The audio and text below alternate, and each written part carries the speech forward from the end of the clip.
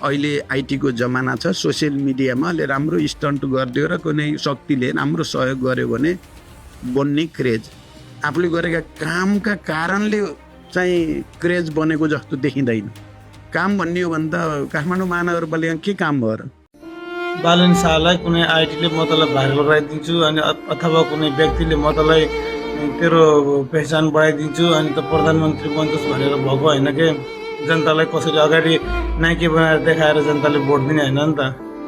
उसको शान्त स्वभाव, के गर्नुपर्छ बोलेर हुँदैन, बोल्ने भन्दा पनि गरेर देखाउन पर्छ भनेर सोच राख्ने हो। त्यो सोचलाई हो मान्छेले भोट दिएको।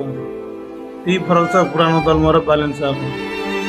बालन शाहले नबोलेर गरेर देखाउन पर्छ भन्ने टाइपको सोच छ र पुरानो दलहरूको बोलेर हामी यस्तो गरिदिन्छौँ हामी त्यस्तो गरिदिन्छौँ भनेर मान्छेलाई जनतालाई यत्रो वर्ष गुमराह गर्ने, ठग्ने, झुट बोल्ने, जनतालाई सताउने, दुःख दिने हो। त्यही कामहरूमा फरक छ क्या बालन शाहको र पुरानो दलहरूको।